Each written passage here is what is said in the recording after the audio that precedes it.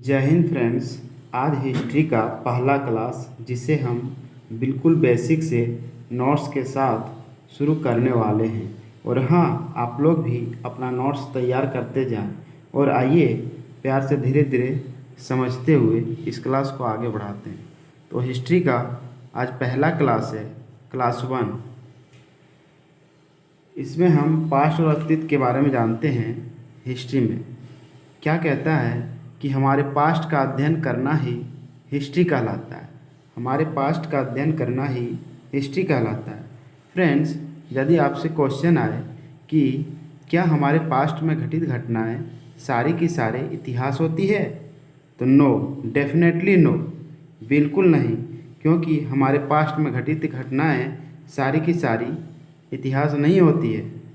कि अतीत में घटी हुई वो घटनाएं जो डेफिनेटली हुई है, जिसके होने का हमारे पास प्रमाण है, जो निश्चित तौर पर हुई है, केवल उसी को हिस्ट्री कहा जाता है। केवल उसी को हिस्ट्री कहा जाता है, इतिहास कहा जाता है।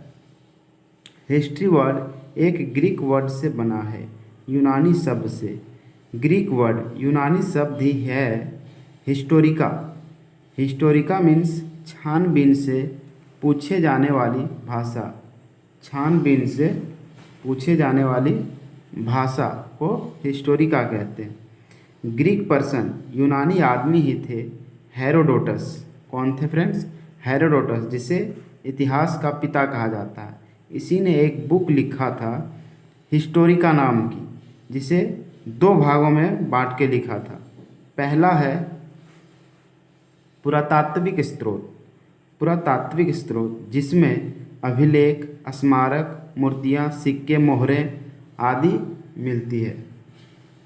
दूसरा साहित्यिक स्रोत। दूसरा है फ्रेंड्स साहित्यिक स्रोत, लिखित साहित्य।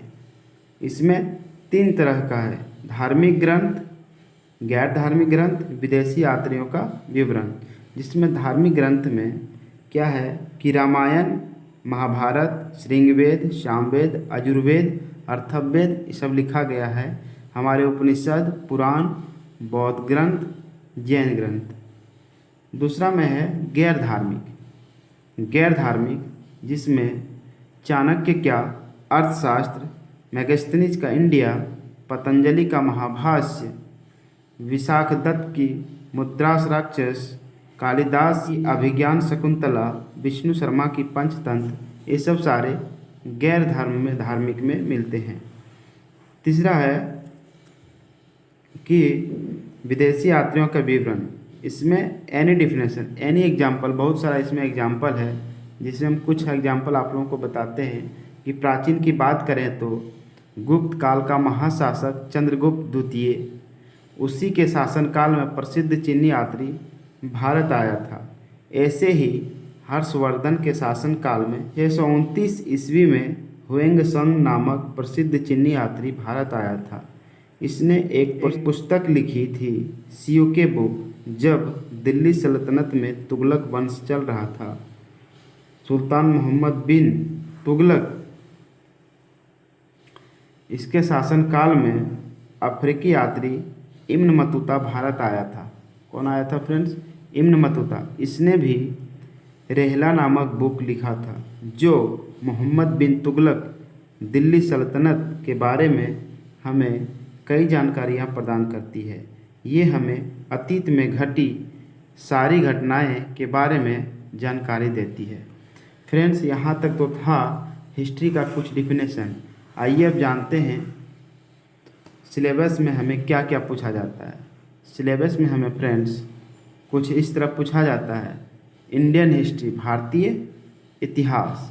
भारतीय इतिहास इसमें तरह का होता है, प्राचीन भारत, मध्यकालीन भारत, आधुनिक भारत। जिसमें आधुनिक भारत हम लोग पढ़ेंगे, इसी से क्वेश्चन ज़्यादा आता है एग्ज़ाम में।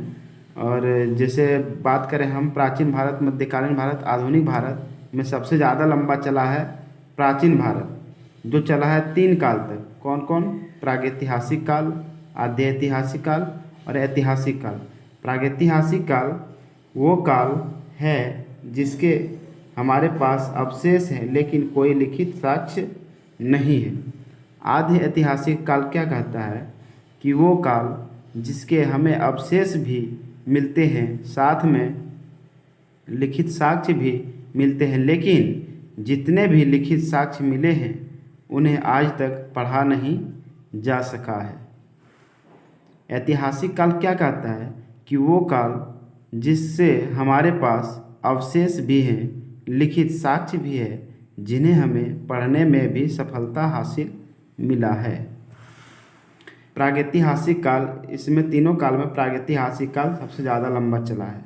पाषाण युग और ताम्र युग, लोग जब पाषाण पत्थर का युग, इससे पाषाण युग स्टोन एज, पत्थर का जब उपयोग करते थे इंसान, धीरे धीरे करते करते तांबे का यूज करने लगे, उसी समय से ताम्र युग चला। ये चला है 300 BC से 2000 BC तक। इसमें पाषाण युग ज़्यादा लंबा चला। कहाँ तक? तो पूरा पाषाण काल, मध्य पाषाण काल और नव पाषाण काल। पूरा पाषाण काल, मध्य पाषाण काल और नव पाषाण काल। ईसा मसीह के जन्म के आधार पर ही अनिश्चित काल से 8000 BC को हम लोग हिंदी में ईसा पूर्व कहते हैं। अनिश्चित काल से 8000 BC तक पूरा पाषाण काल चला है।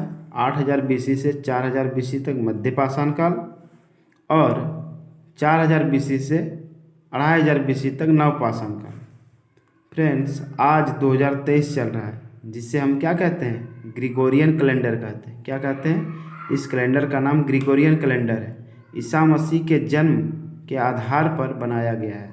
इस कैलेंडर को ईसा मसीह के जन्म के आधार पर बनाया गया है, जो ईसाइयों के द्वारा बनाया गया है। ईसा मसीह के जन्म के पहले को क्या कहा जाता था? ईसा पूर्व कहा जाता। लेकिन जब ईसा मसीह के जन्म में बाकी थे 2500 साल, तो मनुष्य के द्वारा लिपियों का आविष्कार कर लिया गया था और हम प्रवेश किए आद्य ऐतिहासिक काल में, जिसमें सिंधु घाटी सभ्यता 2500 BC से 1750 BC तक चला। वैदिक सभ्यता 1500 BC से 600 BC तक। ऐतिहासिक काल 600 BC से 712 AD तक। ईसा मसीह का जन्म ही AD एनी डोमिनी कहलाता है लैटिन भाषा में। भारत पर सबसे पहला सफल मुस्लिम मोहम्मद बिन कासिम के द्वारा किया गया। 712 से 1707 मुग़ल बादशाह औरंगजेब के मरने तक कहलाता है मध्यकालीन भारत। 1707 से 1719 तक का पीरियड आधुनिक भारत में आता है।